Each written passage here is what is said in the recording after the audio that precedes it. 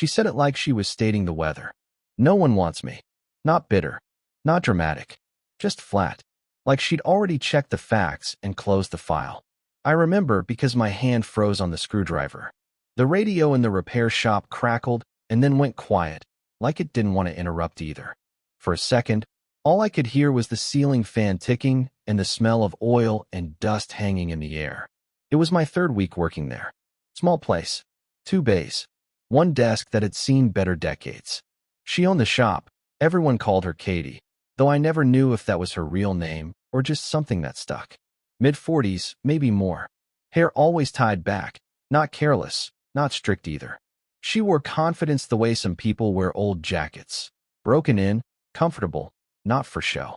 She'd come in that afternoon because her car wouldn't start.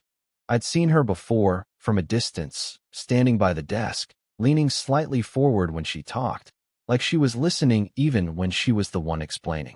She didn't rush her words. Didn't soften them either. I asked her to pop the hood. She did, then stayed. Most customers wandered off or stared at their phones. She didn't. She watched my hands instead. "You're new," she said. "Yeah." I wiped my fingers on a rag that wasn't doing much. Still learning where everything is. She smiled at that. Not the polite kind. Something small, almost private. While I checked the battery, she leaned against the frame, arms crossed loosely. Not defensive, just present. The shop light hit the side of her face, picking up lines that didn't look like age as much as use. Like she'd lived in them. That's when she said it. "No one wants me." I laughed, without thinking. A short sound. Wrong timing. I stopped immediately.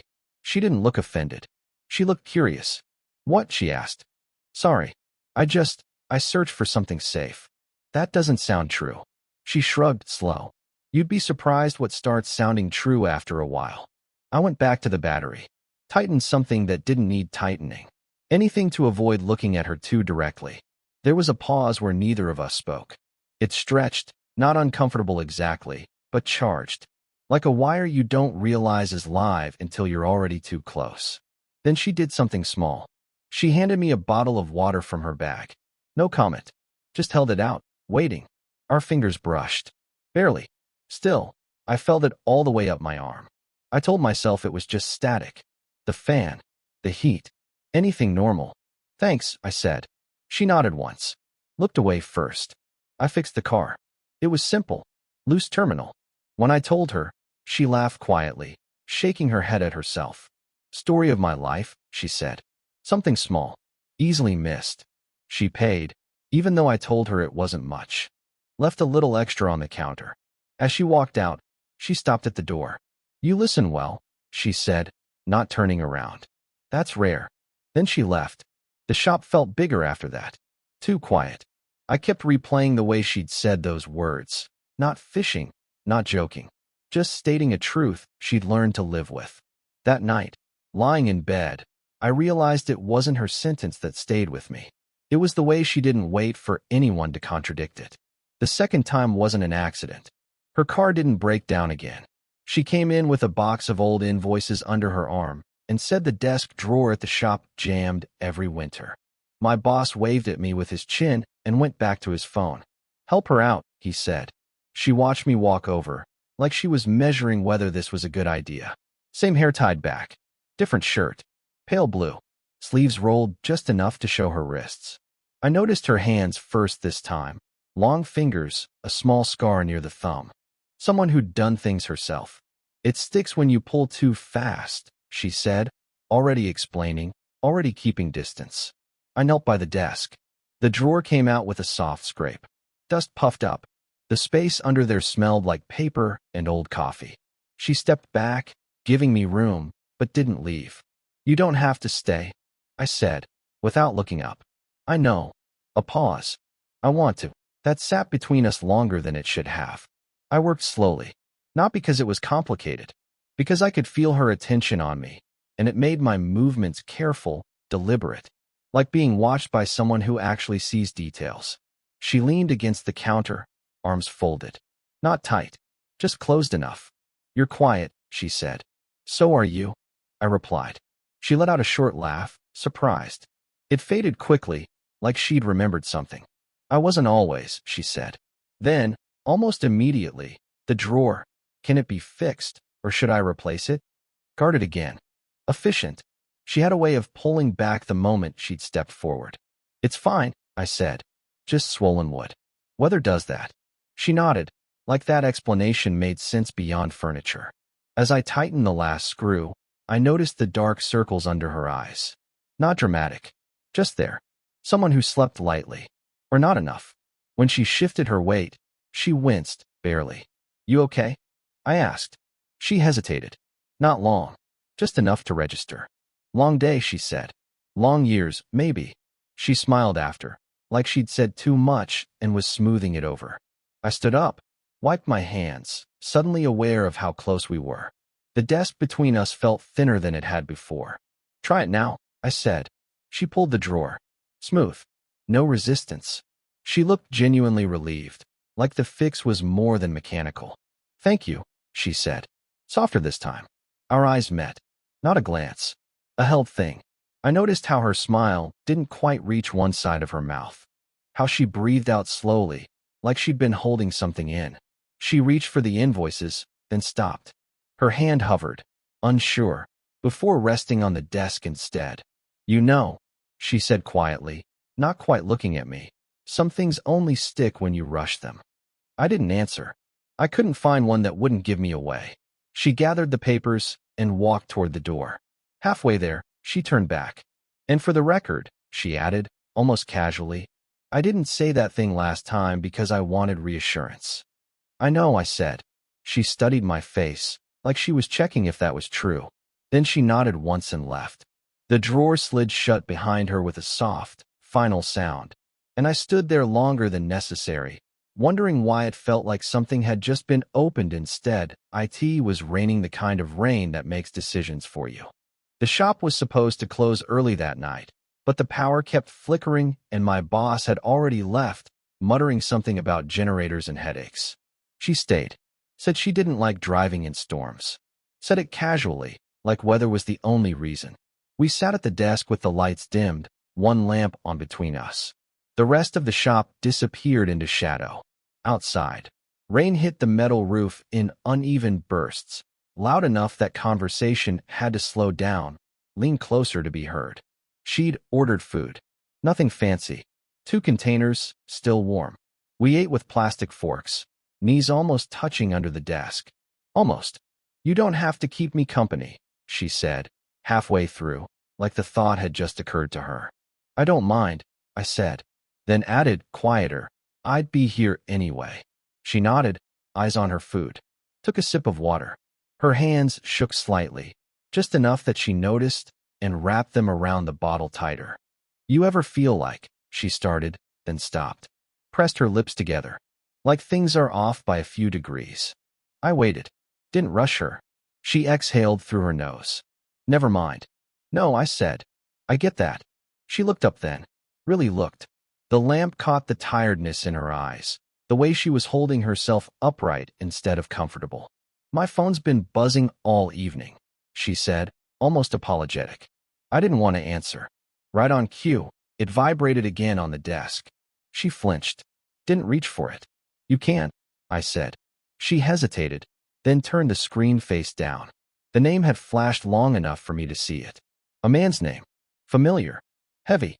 It's complicated, she said. Old habits. I nodded, even though something tight settled in my chest. I focused on the rain, on the sound of it filling the pauses. I should probably go, she said, not moving. Before I do something stupid. Or before the weather decides for me. I smiled at that, but it came out thin. Yeah, probably. We stood at the same time. Too fast. Chairs scraped. For a second, we were closer than we'd been all evening. I could smell rain on her clothes, something clean underneath. She looked up at me, then down again, like eye contact had suddenly become dangerous. Thank you, she said.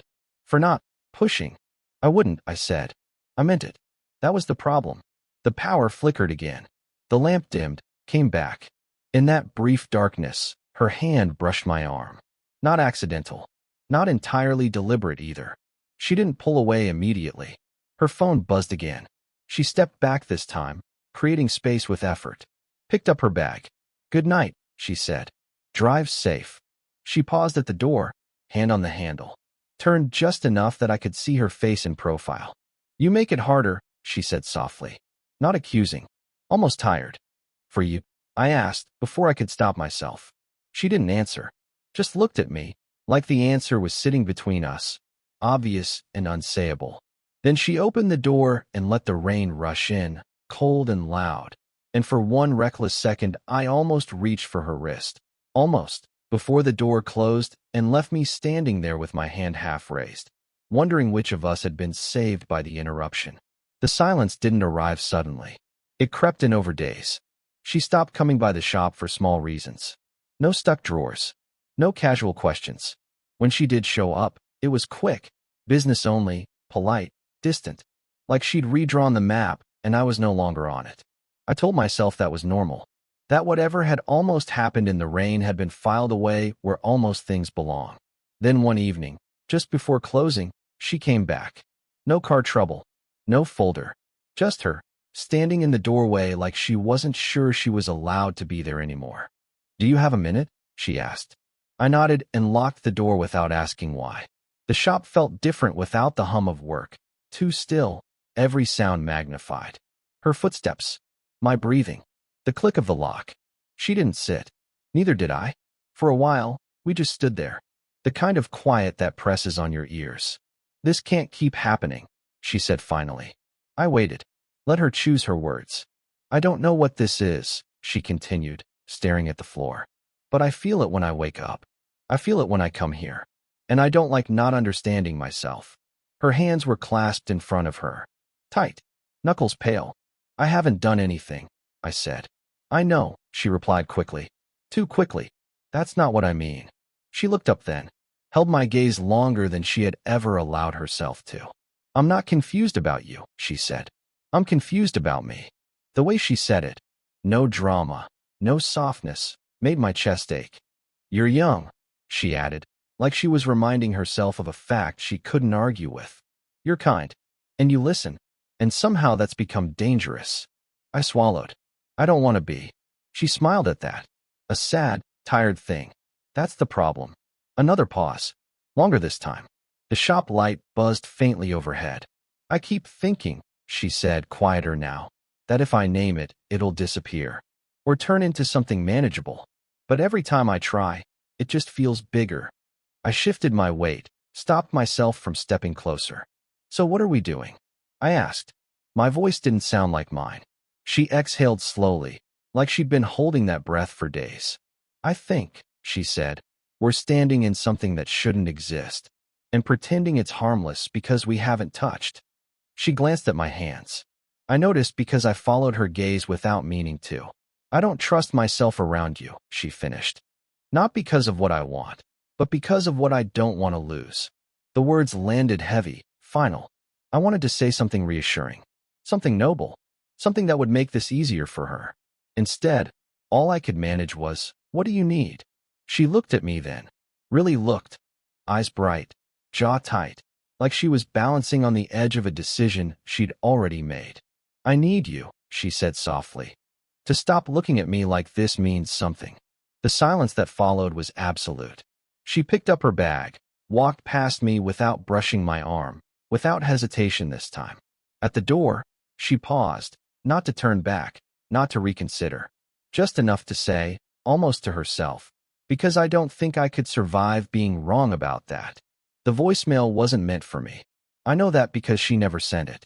She left it open on the counter by accident, screen lit, voice frozen mid-sentence like a held breath. I only noticed because she went into the back room to take a call and asked me, carefully, formally, to wait. The shop was quiet again, not tense like before. Worse, neutral, like something after a decision. Her phone buzzed once. Then again. I didn't touch it. I shouldn't have looked. But the screen stayed on, stubborn, like it wanted to be seen. A photo first. An old one. Faded edges. A younger man standing in front of the same shop, before the paint, before the second bay. Same crooked smile I'd seen in the reflection of the glass sometimes. Same way of standing, weight on one leg, hands unsure of what to do. My stomach dropped in a slow, quiet way. Then the voicemail resumed on its own, volume low but clear enough. I thought I was done missing you, her voice said, softer than I'd ever heard it. Not guarded, not careful. But then someone laughed today the way you used to, and it felt like the floor moved. I didn't listen past that. I couldn't. I stepped back like I'd crossed a line physically, not just emotionally. When she came back, she saw my face before I could fix it. You heard, she said. Not accusing, just stating. I didn't mean to, I replied. It sounded inadequate. She nodded and picked up the phone, turned it face down this time. Her shoulders sank, just a little, like she'd finally put something down. That was my husband, she said. I waited. He died 8 years ago, she added. Car accident. Not dramatic. Just sudden. I didn't say I was sorry. It felt too small. She leaned against the counter, eyes on the floor. Everyone assumes time solves that. It doesn't. It just makes it quieter. The shop light hummed. Somewhere outside, a car passed. Normal life continuing. You remind me of him, she said, finally looking at me. Not how you look, how you listen, how you don't rush to fill space. Something inside me shifted, slow and deep. Not jealousy, not relief. Understanding. That's not fair to you, she added quickly. I know that. It doesn't feel like that, I said. It feels like. I walked into a room that was already full. She smiled then. A real one. Sad but honest. I never cleared it, she said. I just kept the door closed. We stood there, the truth between us now, named, solid, unmovable. It didn't fix anything. It explained everything. I didn't come back to start something, she said. I came back to understand why stopping felt like losing him all over again. I nodded. My chest felt tight, but steady. And now? I asked. She stepped closer, not touching, close enough that I could see the faint tremor in her hands. Now, she said quietly, I know why I can't ask you to stay. She reached out, not to me, but to straighten the collar of my shirt. A small, careful gesture. Almost nothing. Almost everything. For the first time, she whispered, I want something I know I shouldn't take. Her hand dropped. She stepped back. And in that space she created, I understood the shift she hadn't warned me about. This wasn't about whether we could begin. It was about whether we were strong enough not to. It didn't happen the way moments are supposed to. No dramatic return. No knocking on doors in the rain. Just an ordinary afternoon a week later, when the shop smelled like coolant and dust, and something burned faintly in the back. I was closing up when I saw her car pull in, slow, deliberate, like she'd already decided and was just following through. She didn't say why she was there. Neither did I ask. We stood side by side at the counter, not facing each other this time. The distance between us felt different, less charged, more honest. Like the truth had taken up space and pushed everything else out. I've been quiet, she said. Yes, I answered. Not because I don't care. A pause. But because I finally do. I nodded. My throat felt tight, but not sharp. Just full. She traced a line on the counter with her finger. Absent. Grounding herself. I keep thinking about what you said. About walking into a room that was already full. I waited. I don't want to replace anyone, she continued. And I don't want to pretend you're temporary just because that would be easier to explain. The words landed gently. No defense. No warning signs. I don't need you to promise anything, she said. I just need to stop lying to myself about what's already here. I turned then. Looked at her properly. The tiredness was still there, but something else sat beneath it now. Resolve, maybe. Or acceptance. I'm not trying to save you, I said. And I don't want to be compared to anyone. I know, she replied. That's why this is possible. We didn't move closer right away. We stood there, letting the shop sounds fill the gaps. A distant horn. Footsteps outside. Normal life pressing in, unimpressed by our small, careful shift. She sat on the stool behind the counter, slow, like she was testing whether it would hold her weight. I sat beside her, leaving a respectful inch between us. After a moment, her hand slid onto the counter, palm down. Still, waiting. I placed mine next to it. Not touching. She inhaled, steady. Then, without looking at me, she let her fingers drift sideways until they brushed mine. Light. Questioning. I didn't grab her hand. I didn't pull away. I turned my palm up. She rested her fingers there, just the tips. Like that was enough to say what we weren't saying. We sat like that for a long time. No rush. No fear. Just two people choosing not to run. I don't know where this goes, she said quietly. I don't need to, I replied. Her head leaned toward mine. Not resting. Just close enough that I could feel the warmth. Our foreheads almost touched. Almost. The shop light flickered once, then steadied. Outside, someone laughed. A car drove past. The world kept moving. And for the first time since I'd met her, nothing in me wanted more than what was already happening. We stayed. I'm telling this from a quieter place. Not because everything turned simple afterward, but because some things finally stopped fighting to be named. It's been months since that first afternoon, since she said, "No one wants me," like a closed door, and I stood there holding a screwdriver, not knowing my life had just tilted a few degrees. When I think about it now, what stays with me isn't the tension or the almosts. It's the patience, the way nothing rushed us into becoming something we weren't ready to carry. We didn't announce anything. We didn't explain ourselves to people who wanted clean sentences and timelines. We just kept choosing the same space. Coffee that went cold because neither of us remembered to drink it. Long drives without music. Silence that didn't ask to be filled. She changed in small ways first. She slept better. Not longer, just deeper. She stopped apologizing before speaking. Started leaving drawers half open instead of fixing everything immediately.